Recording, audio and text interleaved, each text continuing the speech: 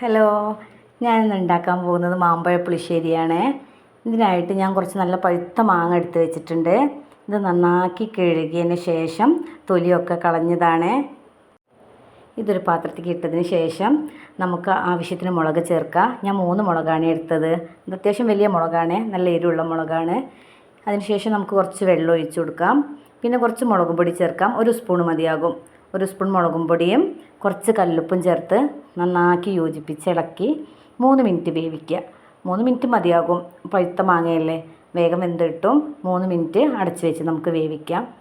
ഇത് വെന്തതിന് ശേഷം നമുക്ക് ഇതിലേക്ക് ഒരല്പം ശർക്കര ചേർക്കാം. ശർക്കരപ്പാനി ആയാലും കുഴപ്പമില്ല കേട്ടോ. ഞാനിത് ശർക്കര ഇങ്ങനെ പൊടിച്ചെടുത്തതാണ്. ഇതൊരു 2 സ്പൂൺ ചേർത്ത് കൊടുക്കാം.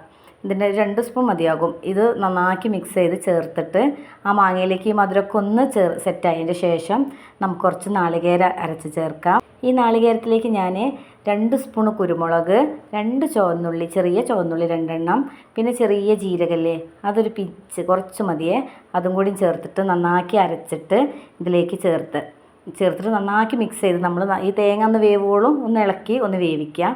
ആ തേങ്ങ നന്നാക്കി വെന്തതിന് ശേഷം നമുക്കിതിലേക്ക് സ്റ്റൗ ഓഫ് ചെയ്തിട്ട് തന്നെ ഒഴിച്ചു കൊടുത്താൽ മതിയാവും. തൈര്, 1 കപ്പ് തൈര് ഒഴിച്ചു കൊടുക്കുക.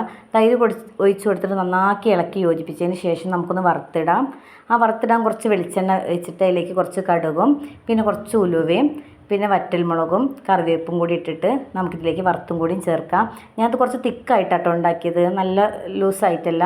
ഇത് വേണ്ടവർക്ക് കുറച്ചും കൂടി തേങ്ങ അരച്ച് പാരുന്ന സമയത്ത് കുറച്ചും കൂടി വെള്ളം ചേർത്താൽ മതിയാകും. അപ്പോൾ കുറച്ചും കൂടി നീളത്തിലുള്ള കറിയായിരിക്കും. ഇത് ഞാൻ കുറച്ച് കുറുക്കിയിട്ടാണ് കേട്ടോ എടുത്തത്. ഇത് മക്കൾക്ക് ഇങ്ങനെ കഴിക്കാനാണ് കൂടുതൽ ഇഷ്ടം, അതുകൊണ്ടാണ് ഞാൻ കുറച്ച് കുറുക്കി എടുത്തത് കേട്ടോ.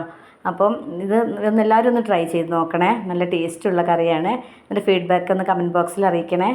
Thank you.